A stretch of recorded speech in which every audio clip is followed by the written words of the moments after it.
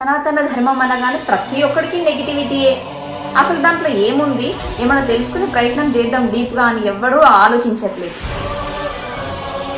ఎవడో ఒకడు వచ్చి ఓ స్టేట్మెంట్ పాస్ చేస్తాడు, సనాతన ధర్మం నిర్మూలిద్దాం అని. మనం గొర్రెల్లాగా చప్పట్లు కొడతాం, వా సూపర్, ఇలా చేయాల్సిందే. మరి నువ్వు జీవితంలో ఏమేమి అప్లై చేసేటివి ఉన్నాయి సనాతన ధర్మంలో, అవన్నీ వదిలేస్తావా? అవన్నీ చేయవా? చేయకపోతే దేశం ఇట్లనే ఉంటుందా? భారతదేశం అని ప్రపంచ దేశాలన్నీ చేతులెత్తి మొక్కుతున్నాయి కదా, అది అలాగే ఉంటది అనుకుంటున్నారా?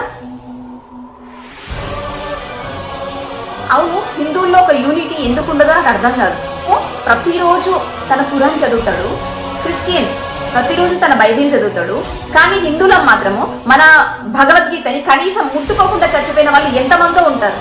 ఎందుకు అలా అవుతుంది?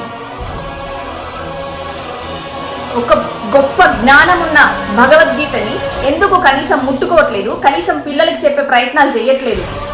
విదేశీయులేమో మన భగవద్గీతలో ఉన్న శ్లోకాలన్నీ పిల్లలకు నేర్పిస్తారు, ఆ పిల్లలు చక్కగా చెప్తారు. మన పిల్లలకైతే అసలు ఆ భగవద్గీత అంటేనే కూడా తెలియదు. ఎందుకు ఇలా పెంచుతున్నాం మనం పిల్లల్ని? ఏది తెలియకుండా ఎందుకు ఇలా ఉన్నాం? ఇప్పుడు సనాతన ధర్మం గురించి మాట్లాడే వాళ్ళు చాలా మంది ఉన్నారు కదా, దాని గురించి అది కాదు ఇది ఇలా అని చెప్పడానికి మీకు నాలెడ్జ్ ఎక్కడుంది? భగవద్గీత గురించి, శ్రీకృష్ణ పరమాత్మ గురించి, రాముడు గురించి ఒక్కొక్కడు ఒక్కొక్క రకంగా కామెంట్స్ చేస్తూ ఉంటాడు. వాళ్ళకి సమాధానం ఇవ్వాలంటే నీ దగ్గర తెలివి ఉండాలి కదా, నువ్వు చదువుకోవాలి కదా. పిల్లలకు ఆ జ్ఞానం వద్దు, కేవలం టెక్స్ట్ బుక్ ఒకటి చదివితే చాలు, వాడు ఏదో ఒక వాడికి జాబ్ వస్తే చాలు, వాడికి ప్రైవేట్ జాబ్ వచ్చినా సరే అంతే చాలు. మనకి ఇంకే తెలివిలు వద్దు, అసలు దేవుడు వద్దు, ఏమి వద్దు, ఇట్లనే ఉందాం, ఇంతే కదా. చచ్చిపోయేటప్పుడు భగవద్గీతని అక్కడ వేస్తారు. భవిష్యత్ తరాలు ఏమనుకుంటాయి? చచ్చిపోయినప్పుడు మాత్రమే వేసే పాట అనుకుంటాయి. ఎందుకంటే మన విదేశీ చదువులు కదా, గట్లనే ఏడుస్తుంది. మరి మనం ఇలాగే ఉంటే భవిష్యత్ తరాలకి భగవద్గీత అంటే కేవలం ఒక పుస్తకం లాగానే కనిపిస్తుంది. ఇప్పుడు కొన్ని చీడ పురుగులకి అది ఎందుకు పనికిరానట్టు కనిపిస్తుంది కదా, ఇలాగే కనిపిస్తుంది, ఇలాగే ఉంటది. భవిష్యత్ తరాలకి భగవద్గీత అందదు. మనం ఏదైనా మంచి పని చేయాలి, మన భవిష్యత్ తరాలకి అది అందించాలంటే ఇప్పటి నుంచే మన పిల్లలకి చెప్పడం అలవాటు చేసుకోవాలి. భగవద్గీతలో ఏముంది ఏం లేదు, మన జీవితాలకు ఏమేమి అప్లై చేసుకోవాలి, అసలు మనిషి అనేవాడు ఎలా ఉండాలి, ఇవన్నీ తెలవాలంటే భగవద్గీత యొక్క గొప్పతనం మన హిందువులకి తెలిసి తీరాలి. తెలిసే ప్రయత్నం మనం ఎక్కడ చేస్తున్నాం? పిల్లోని పొద్దున్న లేపి స్కూల్కి పంపిస్తాం, ఆడ టెక్స్ట్ బుక్లు బై హార్ట్ చేసి వస్తాడు, వచ్చి రాగానే ఇంత తిండి పెట్టాలి, ఆడుకోవడానికి పంపించాలి, వచ్చినాక ట్యూషన్లకు పంపించాలి, కథం.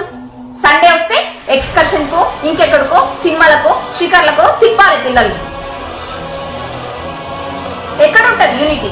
ఎక్కడుంటది? మన పురాణాల గురించి మనం తెలుసుకొని నలుగురికి మంచి చెప్పే పద్ధతి ఎక్కడొస్తుంది? ఎక్కడ? ఏం చేస్తాం? ఇక నిన్ను అంటుండు, నీ దేవుళ్ళని తిడుతుండా అంటే తిడతారు, మరి పడాలి మనం. అలాగే ఉంది, పడాల్సిన పరిస్థితే ఉంది. మరి ఒక్కొక్క కమెంట్ చూస్తుంటే బ్లడ్ బాయిల్ అయిపోయింది తెలుసా. అయినా మనం ఏం చేయలేం, నోరు మూసుకొని కూర్చోవాలి అంతే. ఎందుకంటే మనకేం తెలియదు, మనం ఏం చదువుకోలేదు భగవద్గీత గురించి. మాట్లాడితే ఒక్కొక్కడు సైన్స్ గురించి మాట్లాడతాడు. సైన్స్ ఎక్కడి నుంచి వచ్చింది? పురాణాల్లో లేదా సైన్స్? పిహెచ్డి చేయగానే గొప్ప అయిపోరు.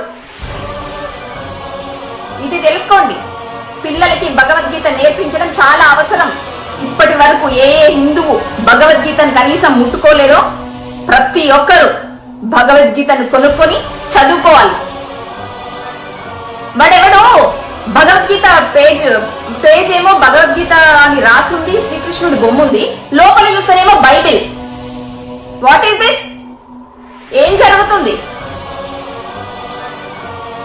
మనం నోర్లు మూసుకొని ఉంటున్నాం కాబట్టి ఇలా అవుతుంది. ఇలాగే మత మార్పులు చేస్తున్నారు.